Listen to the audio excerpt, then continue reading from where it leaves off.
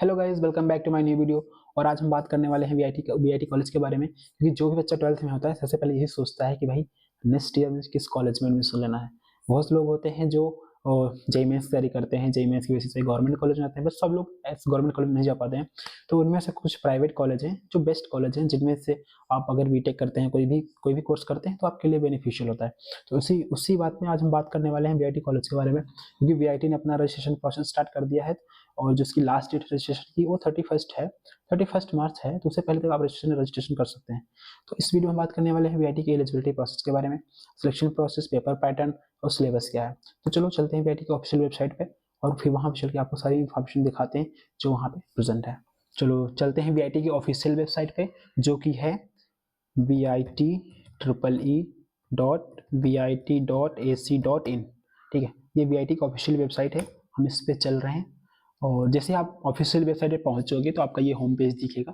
इसमें जो new registration होना है वो आप पहले पहले तो आपको साइन अप करना होगा। साइन अप करने के लिए आपको अपना नेम, एकदम एग्जैक्ट नाम डालना है जो आपके डॉक्यूमेंट्स में है। अगर आप कुछ भी गलती कर दे हैं तो आपको डॉक्यूमेंट वेरिफिकेशन के टाइम पे आपको दिक्कत हो सकती है। तो आप अपना इसमें नाम भरो, अपने डीओबी भरो, और आप कहाँ के हो, स्टेट भरो, मोबाइल नंबर और अपना ईमेल एड्रेस करके आप रजिस्टर कर दोगे। जैसे आप इसमें रजिस्टर करोगे आपको एक ईमेल वीआईटी की तरफ से आएगा, उसमें आपका पासवर्ड होगा। तो उस पासवर्ड को आप अपने इस लॉगिन में डाल के और अपना जो ईमेल डाला है वो ईमेल डाल के आप लॉगिन कर सकते हो। और फिर उसके बाद आप अपना पासवर्ड चेंज कर दो, अपने अकॉर्डिंग कुछ भी पासवर्ड रख सकते हो, पर फर्स्ट टाइम आपको पासवर्ड वीआईटी की तरफ से ही मिलेगा। तो लॉगिन करने के बाद फिर उसके बाद जो भी स्टेप है वो फॉर्म फिलिंग का, वो आगे नेक्स्ट कर सकते हो। ठीक है, मैं इसका एक सेपरेट वीडियो बनाऊंगा कि आपको कैसे फॉर्म फिल करना है, क्योंकि अभी आज है, अभी यार 12 दिसंबर है जब मैं वीडियो रिकॉर्ड कर रहा हूँ। तो अभी आपके पास अप्रॉक्स 3 मंथ्स हैं फॉर्म भरने के लिए, तो आप आराम से फॉर्म भर सकते हो और अपनी प्रिपरेशन जारी कर सकते हो। ठीक है, तो ये होना है रजिस्ट्रेशन प्रोसेस का। तो अब हम चलते हैं नेक्स्ट पे, इस पे देखते हैं कि वीआईटी ने और क्या क्या चीज बताया है। तो इसमें वीआईटी इंट्रेंस एग्जाम है जो उसने अपना रिलीज किया है वीटी 2025 का। उसमें उसने बताया जो वीआईटी का एग्जाम होना है वो एग्जाम होगा 21 अप्रैल से 27 अप्रैल के बीच में होना है। और जो इसका ड्यूरेशन है वो 2 आवर 30 मिनट्स होना है। इन सब चीज के बारे में मैं अभी फर्दर डिस्कस करूंगा।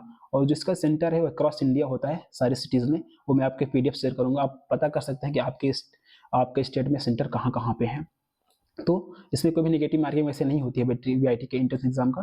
तो चलो अब नेक्स्ट चलते हैं इसके एप्लीकेशन प्रोसेस के बारे में। देखो एप्लीकेशन प्रोसेस क्या होता है, सबसे पहले तो आप न्यू हो तो अपना रजिस्ट्रेशन करोगे, फिर साइन इन करोगे। ठीक है, स्टेप 3 में क्या होगा, जो भी फॉर्म फिलिंग है, जो भी रिक्वायरमेंट है डॉक्यूमेंट्स में, अपना नाम वो सब फिल करने के बाद जब सारा आप रिक्वायर्ड जो कॉलम है सब फिल कर दोगे तो लास्ट में आपको पेमेंट करना होगा। पेमेंट करने के बाद आप अपना फोटो सिग्नेचर वेरीफाई कर दोगे। सिग्नेचर वेरीफाई करने के बाद फिर लास्ट में आप एप्लीकेशन फॉर्म डाउनलोड कर लोगे, तो आपका सक्सेसफुल रजिस्ट्रेशन और एप्लीकेशन फॉर्म फिलिंग हो जाता है।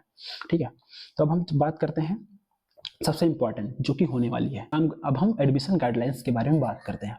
पहले हम एडमिशन प्रोसेस, तो इंटायर आप रजिस्ट्रेशन से लेकर आप एडमिशन लेने तक, ठीक है, डॉक्यूमेंट वेरिफिकेशन तक कॉलेज में, वो सारे स्टेप्स मैं भी आपको बताने वाला हूँ किन स्टेप्स में क्या क्या होना है। तो जैसे आप अभी देख पा रहे होंगे जो स्टेप 1 है वो आपको तो अपना पहले फॉर्म सबमिट करना है। फॉर्म सबमिट करने के बाद एप्लीकेशन वेरिफिकेशन होना है, और ये 2 स्टेप हो जाएंगे। तीसरे स्टेप से आपका जो टेस्ट स्लॉट होगा उसकी लिंक आपको मिलेगी। आप फिर 4th स्टेप में अपना एडमिट कार्ड और टेस्ट स्लॉट अपने अकॉर्डिंग अपने सिटी में चूज कर सकते हो। और फिर आप स्टेप 5 ये है कि आप अपना वीटी का एग्जाम अपियर करोगे, एग्जाम अच्छे से करोगे। ठीक है, फिर उसका रिजल्ट आएगा। रिजल्ट आने के बाद फिर आपके रिजल्ट के बेसिस पे काउंसलिंग प्रोसेस में आपको रैंक मिलेगी। उस रैंक के बेसिस पे आप अपना काउंसलिंग अटेंड कर सकते हो। और आपको उस काउंसलिंग प्रोसेस में, काउंसलिंग के बारे में भी नेक्स्ट वीडियो बनाऊंगा, उसमें आप क्या कर सकते हो, अपना विश लिस्ट दे सकते हो, कौन से कॉलेज में किस कैटेगरी में कौन सी ब्रांच ले सकते हो। और फिर अगर आपके रैंक के बेसिस पे आपको कोई भी ब्रांच अलॉट हो जाएगी, उसका प्रोविजनल लेटर आ जाएगा। और फिर आप प्रोविजनल लेटर आ गया तो आपकी कॉलेज में जाके अपना डॉक्यूमेंट वेरिफिकेशन कर सकते हो। ये पूरा एक सिनेरियो है आपका शुरू से लेकर एंड तक, फॉर्म फिलिंग से लेकर और सीट पाने तक, कॉलेज में जाने तक। ठीक है, तो ये तो हो गया एक ब्रीफ में, मैंने आपको बता दिया कि एग्जैक्टली क्या क्या होना है। ठीक है, अब हम चलते हैं एलिजिबिलिटी के बारे में, बताएंगे कि होता क्या है। फर्स्ट तो आप सबसे पहले तो अगर आप बीटी के लिए अप्लाई करने जा रहे हैं तो you should be an Indian. ठीक है, रेजिडेंट ऑफ इंडिया। ठीक है, और NRI applicants can directly apply under NRI category, उनके लिए एक सेपरेट पोर्टल है, वहां पे जाके अप्लाई कर सकते हो। जो एज लिमिट है, वो एज लिमिट जो आपकी डीओबी होनी चाहिए वो 1 जुलाई 2003 के बाद की होनी चाहिए आपकी डीओबी होनी चाहिए, और वो भी किसी वैलिड सर्टिफिकेट पे वो होना चाहिए, क्योंकि जब आप जाओ तो वहाँ पे दिखा सको, क्योंकि डॉक्यूमेंट वेरिफिकेशन पे अगर आप नहीं दिखाओगे ओरिजिनल डॉक्यूमेंट पे जो आप डीओबी डालोगे तो आप वहाँ पे डिस्क्वालीफाई कर दिए जाओगे। इसमें लिखा है who fails to produce this certificate in original as proof of their age at the time of counseling shall stand disqualified। ठीक है, तो ये चीज आपको बहुत ध्यान में रखना है बेसिकली डीओबी के बारे में। अब हम बात करते हैं क्वालिफाइंग एग्जामिनेशन के बारे में। ठीक है, मैं आपको ब्रीफ में बता दूं, आपका 10+2 यानी कि 12th में 60% से ऊपर होना चाहिए। किसमें? पीसीएम में। पीसीएम में एग्रीगेट होना चाहिए, ना कि ओवरऑल। कभी कभी क्या होता है ना, लोग पूछते हैं कि उनका ओवरऑल तो 60+ आता है, पर पीसीएम या पीसीबी में क्या हो ना, उनका 60 से नीचे आता है, तो वो क्या करें, वो एलिजिबल तो नहीं होंगे, क्योंकि वीआईटी ने बता रखा है कि 60 होना चाहिए, उससे ज्यादा होना चाहिए।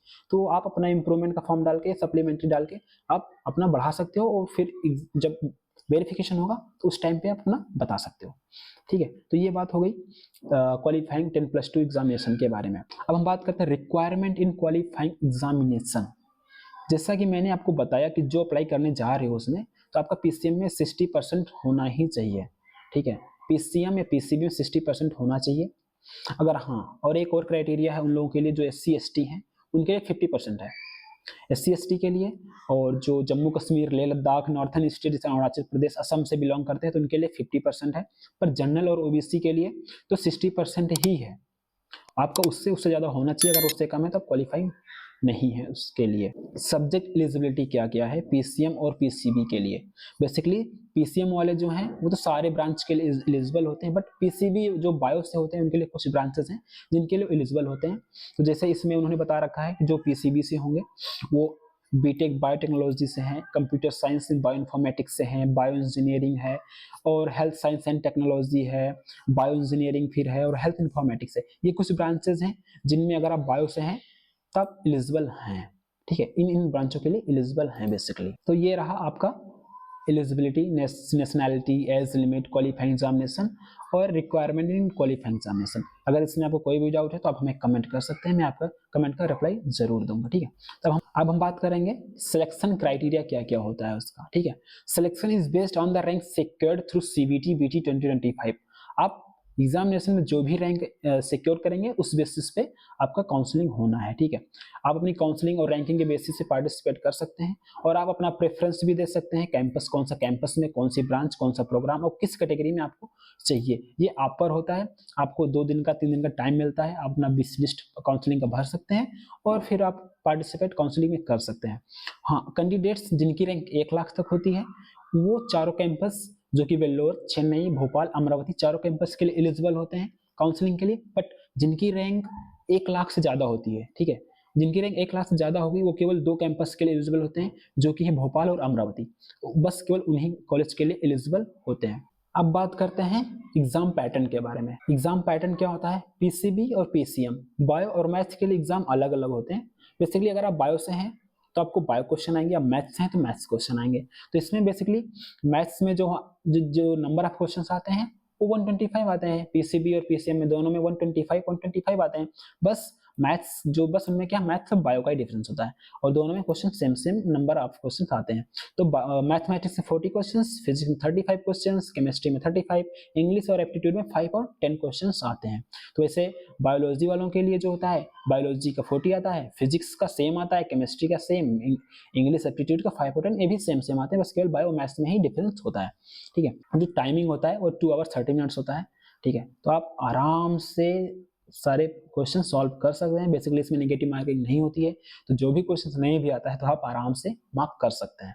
अब जो हम बात करते हैं सिलेबस के बारे में, तो ये है बेसिकली सिलेबस आपको जिसमें दिख रहा होगा। ठीक है, बेसिकली यहाँ पे कुछ नहीं दिखा, ये जो भी लिंक है आप देख रहे होगे ये पीडीएफ है। अभी जैसे मैं फिजिक्स का ओपन करता हूँ तो ये ओपन होता है, ये है फिजिक्स का सिलेबस।